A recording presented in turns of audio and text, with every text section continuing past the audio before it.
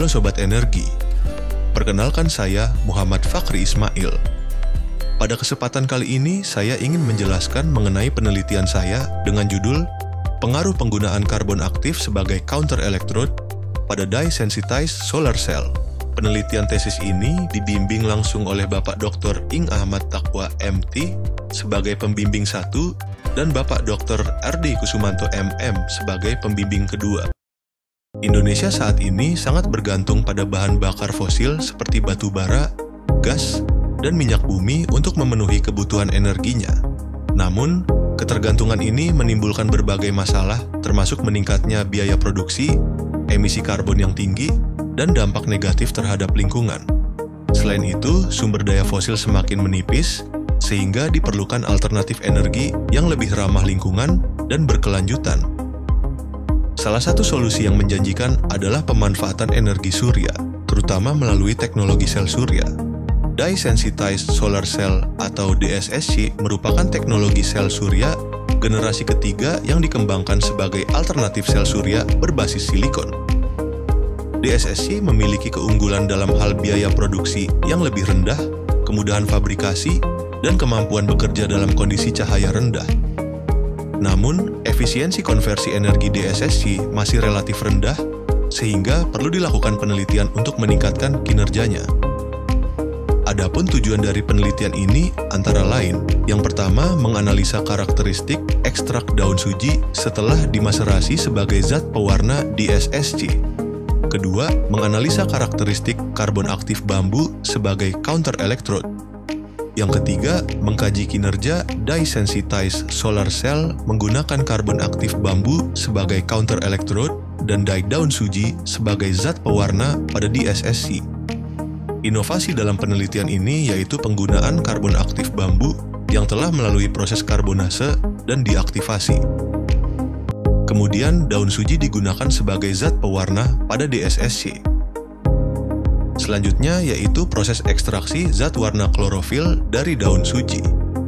Daun suji yang kering dibersihkan dari kotorannya, lalu diblender, kemudian ditambahkan pelarut etanol 96% dengan perbandingan 1:10.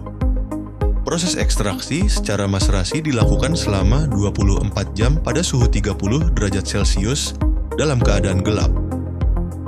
Ekstrak zat warna daun suji disimpan di dalam botol gelap tertutup yang telah dilapisi dengan aluminium foil untuk digunakan sebagai photosensitizer. Proses selanjutnya yaitu pembuatan karbon aktif. Potongan karbon bambu dimasukkan ke dalam ball mill sehingga menjadi bubuk. Karbon yang telah menjadi bubuk diayak dengan menggunakan shaving shaker dengan konsentrasi ukuran sebesar 200 mesh. Selanjutnya, karbon ditimbang sebanyak 100 gram sebelum diaktifasi. Proses selanjutnya mengaktifasi bubuk karbon secara kimia menggunakan larutan HCl. Larutan HCl ditambahkan ke dalam bubuk karbon sebanyak 500 ml dan didiamkan selama 1 hari. Larutan disaring menggunakan kertas Wattmann, kemudian residu dicuci dengan Aquades hingga bersifat netral. Selanjutnya residu dikeringkan di dalam oven pada suhu 100 derajat Celcius selama 3 jam. Kemudian proses selanjutnya yaitu fabrikasi dari DSSC. Fabrikasi DSSC ini adalah proses penyatuan dua komponen elektrode.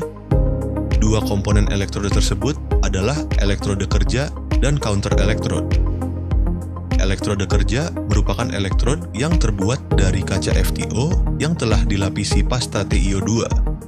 Kemudian direndam ke dalam larutan ekstrak daun suji selama semalam.